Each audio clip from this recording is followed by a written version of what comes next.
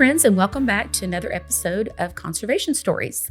Here on Conservation Stories, as you all know, we love to interview people that are doing great new things for the land and are interested in conservation and all things agriculture.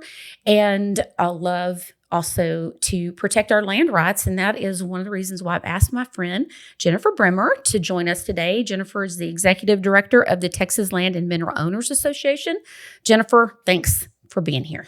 Hey, Tillery, thanks for having me.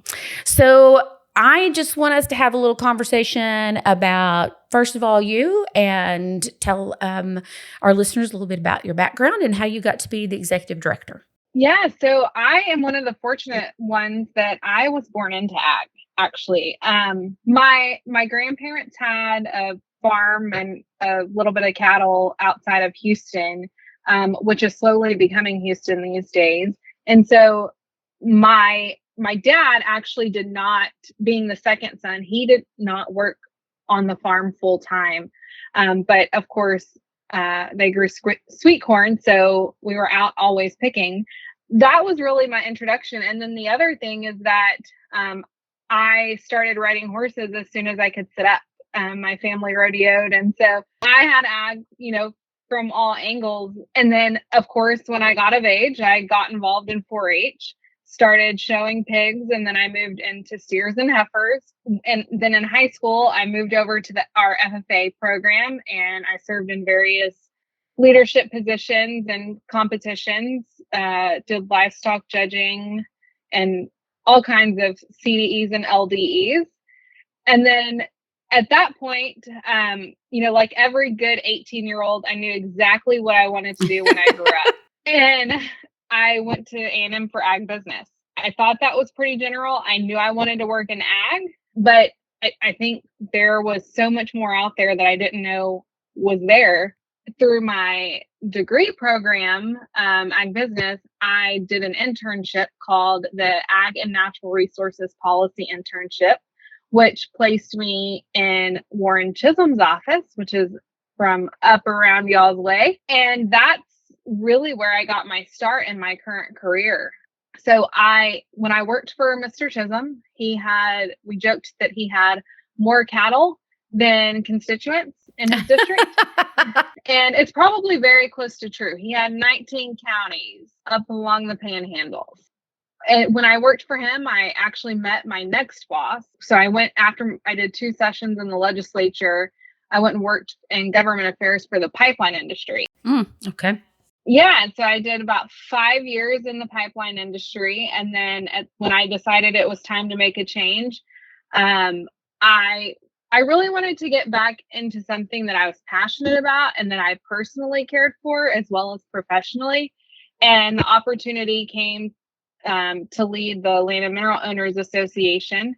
And so here, is kind of where I landed. And then the other thing is I am the longest standing employee of my aunt and uncle's wedding flower shop. So I do have some horticulture in the family. Love it. Too. I love it. That's awesome.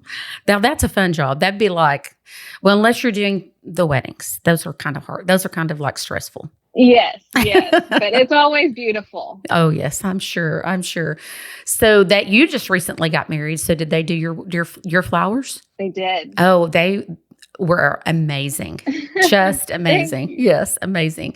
So, question, tell us, what does your organization do? What does the association do? So we are a statewide advocacy organization, which seems very general, but it's, what we all do best. And we focus on land and minerals and private property rights from the energy perspective. So we work very closely with the legislature and actually the judiciary. And then we'll work with the Railroad Commission when necessary. But our goal is for land and mineral owners, whether it's a severed estate or not, to be able to make their own choices about what the best use of their land is. We don't ever want to see laws that inhibit that ability or, place one industry over another. So that's kind of what we really work on, is to keep a fair playing field. Interesting. So can you give us an example of some of the battles you fought in the last session? Yeah, so the biggest thing we did last session was regarding carbon sequestration. The energy industry brought forward a bill that was pretty detrimental to our membership, and it, regardless of whether you were a landowner or a royalty owner, it was kind of bad for everybody. And so we worked on that. It had a few different big provisions in it. The easiest of which is pore space ownership. Sounds kind of silly. Who owns the pore space? But in Texas, that's a big deal. So give us, like, for folks that might not understand mineral ownership and a background on, just kind of like a real short 101 on mineral ownership. So Texas is unique. Not every state has this, but in Texas, the mineral estate is actually the dominant estate. So you have kind of the land that you see is what we consider traditionally your surface.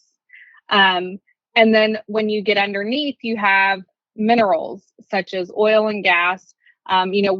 That's taking on a new face in lithium, and now we're getting into carbon sequestration. So in Texas, you have two different ownerships. It can be the same person, but it isn't always. Right. You have the right to sell that off as a separate property. Correct. Yeah.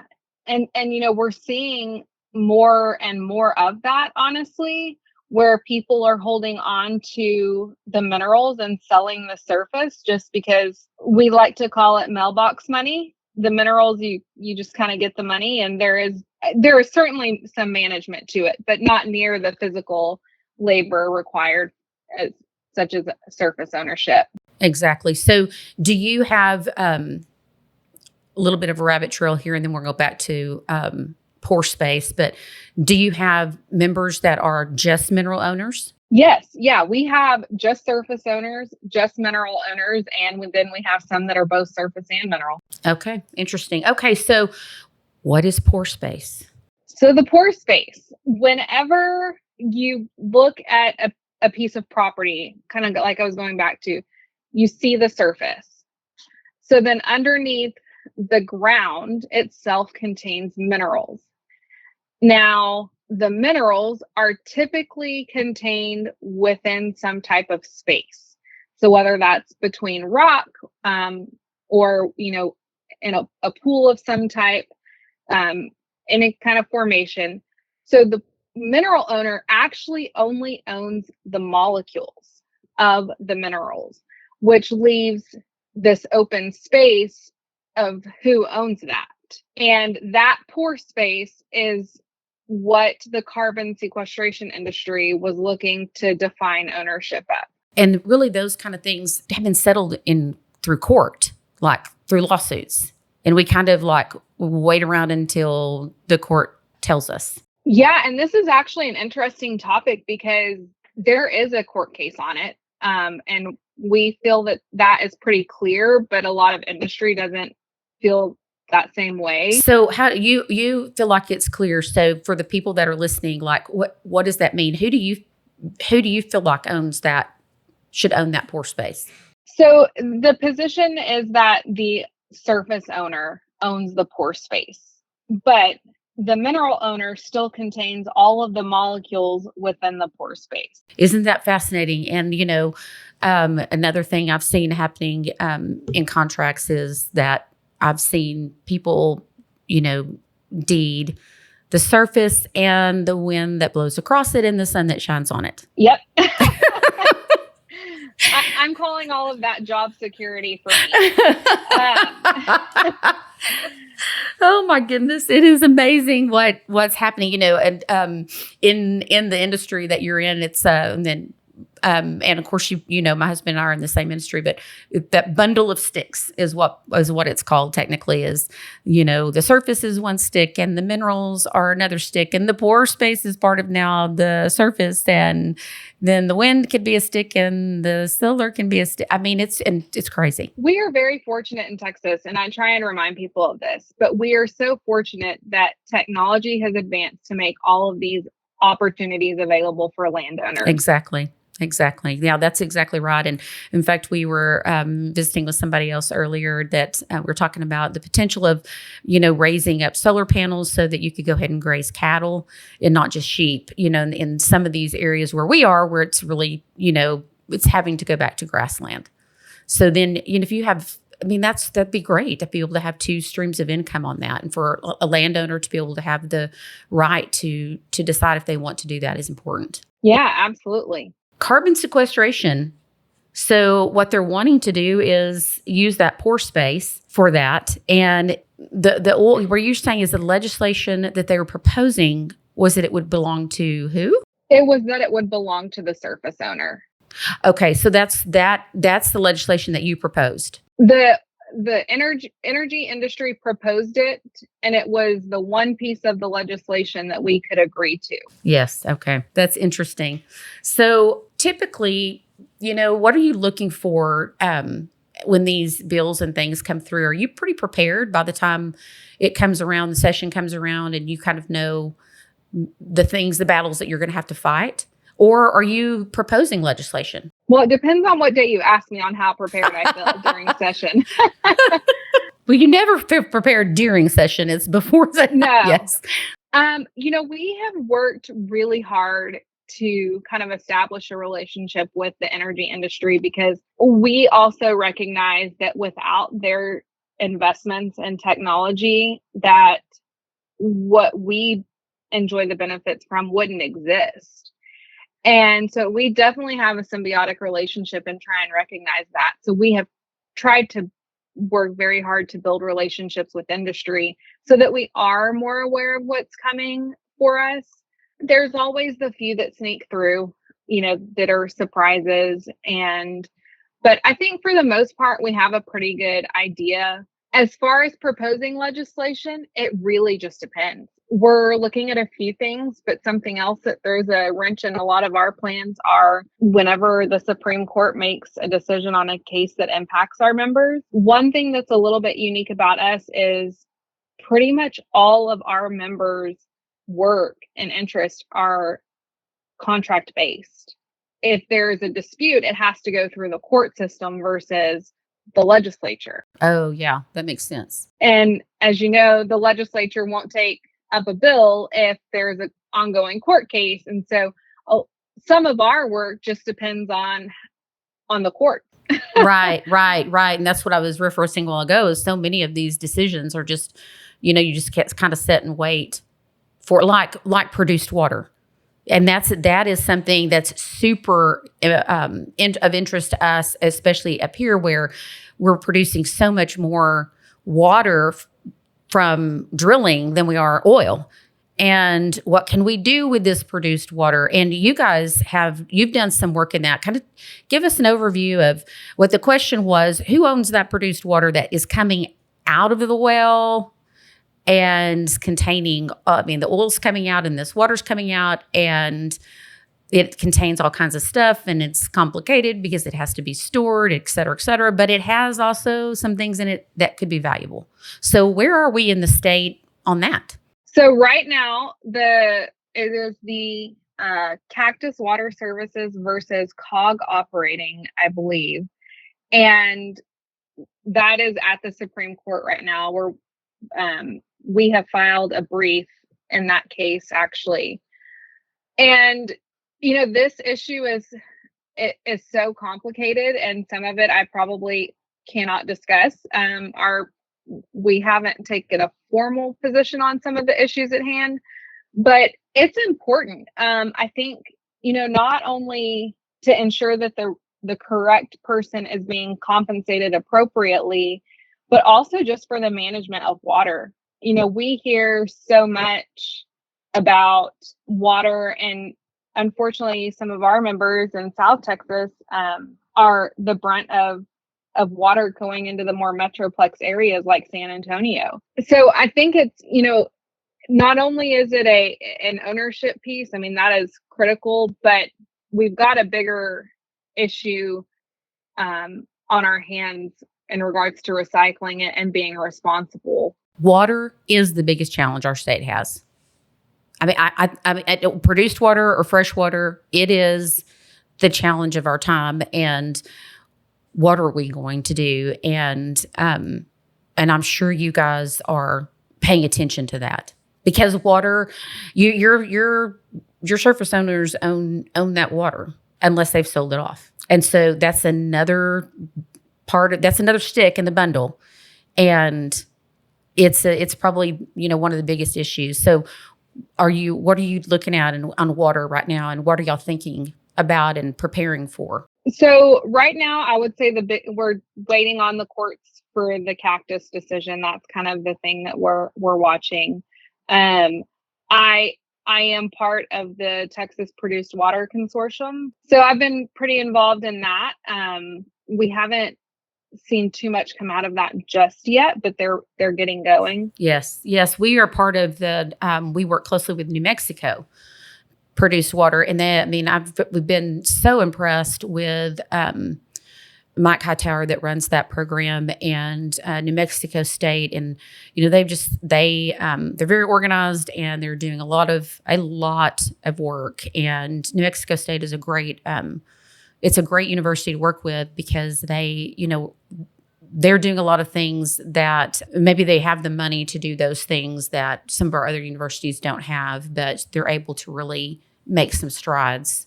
And it's been really beneficial being on those committees and listening and hearing what's happening. Yeah. And, it's interesting because people talk about water and kind of, the short supply. And I had a conversation with a group of people 2 weeks ago working to try and plan an event. And they were like, let's talk about water. And I said, that's great. I said, but, from an ag perspective, something that people also don't think about is farming in the panhandle is drastically different than farming in Central Texas. Where I grew up, I had never seen a pivot. I had no idea what that was, because we rely on Mother Nature to give us water, and, hopefully she does on a good year. And so, the water use in ag is even a complicated topic. Absolutely. Absolutely. Yeah. I mean, I've even been like, we should have like 5 separate NRCS organizations. I mean, like it shouldn't be 1 in Texas. It should be 5, because it is so vastly different. So vastly different. Yeah. But, and I think that they're just issues that are going to have to be addressed, about how we're going to not just with produced water, but with fresh water, meet the demand of the people that are coming into the areas, into Texas, moving here. It's a lot of them. It is, yes. So on the freshwater side, what's happening there for you guys? Y'all being affected? I know you mentioned like people in South Texas, or those landowners are losing the water that they've had access to. Those farmers are. Yeah, our members are definitely impacted. It's not something we work on super closely, just because that's such a localized topic. I don't really engage with groundwater districts and things like that. Yes, right. That would be a whole different job for me, I think. Oh my goodness, full time. Yeah. So you guys really, because it's really, you're you're working on statewide issues, and these issues are really very much they're going to have to be decided on those local, but it will, I think, impact you, because, some things are happening where, people are, limiting drilling, or people are wanting to, track how much water people are using and that kind of thing. I think that those issues are going to be raised. Oh, absolutely. I definitely agree with you on that. Yeah. So, well, you got a busy job. Yeah. You spend your time doing a lot of, wearing a lot of hats. Like when you're doing policy, you got to know some things about the law, and, you have to know a lot about technology. It's a complicated, plus just being able to really build, having the personality to build relationships with people in your membership, but also in the industry is really a gift. And I appreciate what you do. Well, thank you. It's a fun job. It keeps me busy. I'm always learning something, which is is great. That was very good. So if there's somebody listening that's like, hey, this is probably something I would benefit from, and I'd like to be able to know more about the Texas Land and Mineral Owners Association, what should they do? Well, I would say start at our website. We make it very easy, and we actually just took a letter out of our name to make our initials. So it's just tlma.org. Okay, that's easy, and it will be linked on the show notes, and also if people want to get a hold of you, we'll link that there as well if they've got any questions. Yes, absolutely. I can always be reached via email. That's honestly the best way, and I'm happy to communicate and get in contact with anybody. As every association in America, I say right now, we are looking for members. Yes. Yep. Well, what you're doing is really important, and it's important, I think, for landowners to be paying attention, to have somebody that's paying attention on their behalf, and you can't do that without membership. No, and we certainly try our hardest, but I definitely can't do it alone. Well, thanks for joining us, and thanks, friends, for joining us for another episode of Conservation Stories, and we look forward to being with you next time.